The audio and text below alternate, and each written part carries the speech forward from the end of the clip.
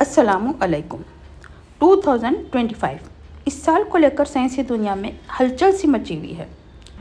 سائنسدانوں کا اندیشہ ہے کہ بہت ہی طاقتور سولار اسٹارم اس سال زمین سے ٹکرا کر بڑی تباہی لائے گا۔ کیا آپ جانتے ہیں سولار اسٹارم ہوتے کیا ہیں؟ اگر ہاں تو یقیناً آپ کو پتہ ہوگا کہ ایسٹرونامر کیوں فکر مند ہیں۔ اگر نہیں تو چلیے اسی بارے میں آج ہم بات کریں گے۔ سولار اسٹارم کے معنی ہوتے ہیں سورج سے نکلنے والے طوفان۔ اب آپ سوچ رہے ہوں گے کہ کیا سورج سے بھی کوئی طوفان نکلتا ہے؟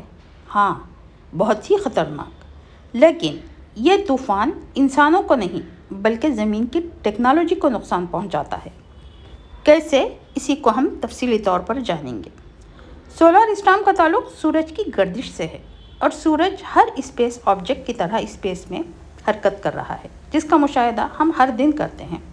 یہی نہیں، چاند کی گردش کو بھی ہم ہر دن دیکھتے ہیں۔ سورج سے زمین کا فاصلہ 150 ملین کلومیٹر اور چاند کا زمین سے فاصلہ 3,84,000 کلومیٹر۔ یہ ہیں کائنات کے قریب ترین فاصلے۔ ہے نا بڑی ہی چونکا دینے والی بات؟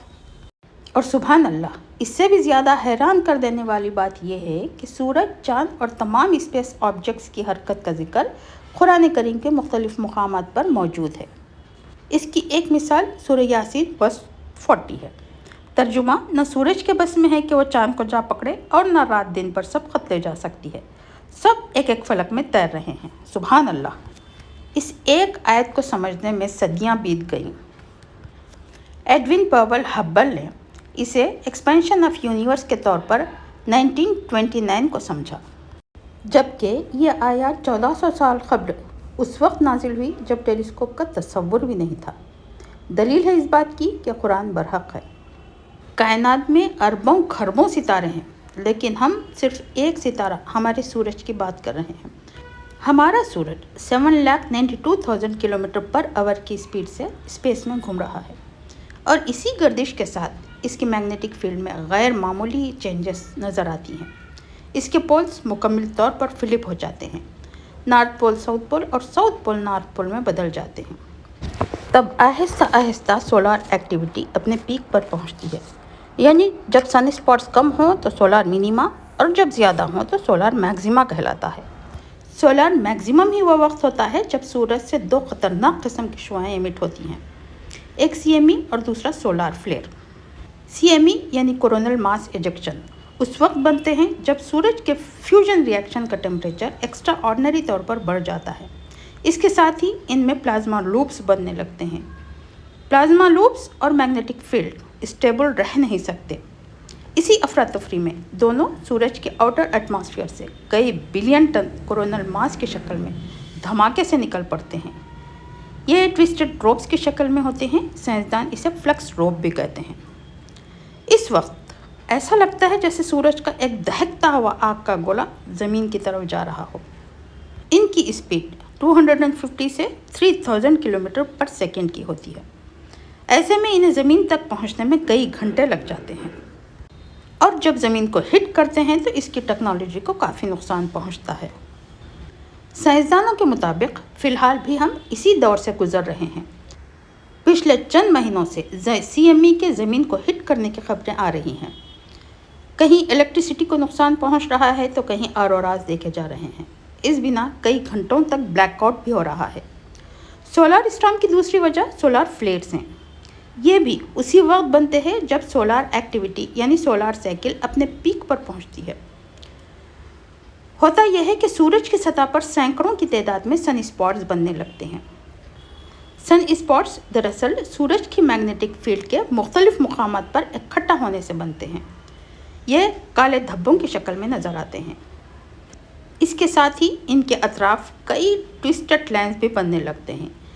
اس وقت سورج کا ایٹماسفیئر کافی حد تک ڈسٹربڈ ہو جاتا ہے، اور تب سن اسپاٹس دھماکے سے پھٹ کر بہت بڑی مقدار میں انرجی ایمٹ کرتے ہیں، جو روشنی کی شکل میں چاروں طرف پھیل جاتی ہے۔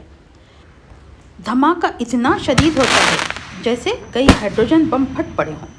ہلکے سولار فلیئرز تو ہر دن ہی زمین سے ٹکراتے ہیں، لیکن ان کی انٹینسٹی بہت کم ہوتی ہے، جسے زمین کا میگنیٹوسفیئر آسانی سے ایبزارب کر لیتا ہے۔ سولار اسٹارم کی صورت میں زمین کی میگنیٹوسفیئر اس کو سہ نہیں پاتی اور مکمل طور پر چارج ہو جاتی ہے۔ اسی چارجنگ کی وجہ زمین کی ٹیکنالوجی کو نقصان پہنچتا ہے۔ ہسٹری کا سب سے خطرناک سولار اسٹارم 1859 کو دیکھا گیا، جب رچرڈ کیرنگٹن نے اچانک ہی سن اسپاٹ سے روشنی نکلتی دیکھی۔ دیکھتے ہی دیکھتے چاروں طرف روشنی ہی روشنی نظر آنے لگی، اتنی روشنی جس میں آسانی سے لکھا اور پڑھا جا سکتا تھا۔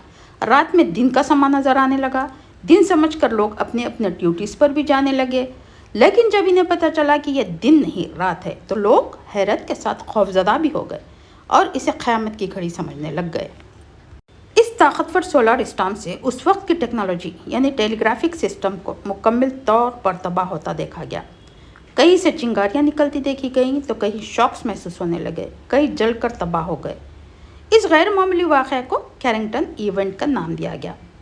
فی الحال بھی CME اور سولار فلیٹس زمین کو ہٹ کر رہے ہیں۔ فروری 2022 کا اسٹارم بھی ایسا ہی کچھ تباہ کن تھا، جب 49 اسٹارلنک سیٹلائٹس کے 40 سیٹلائٹس تباہ ہو گئے، اور ابھی تک یہ سلسلہ جاری ہے۔ معاملہ اوروراس اور کئی گھنٹوں تک بلیک آؤٹ تک رکا ہوا ہے، اور سائنسدان نووا یعنی national oceanic and atmospheric administration کے ذریعے سورج کی ایکٹیویٹی پر گہری نظر رکھے ہوئے ہیں۔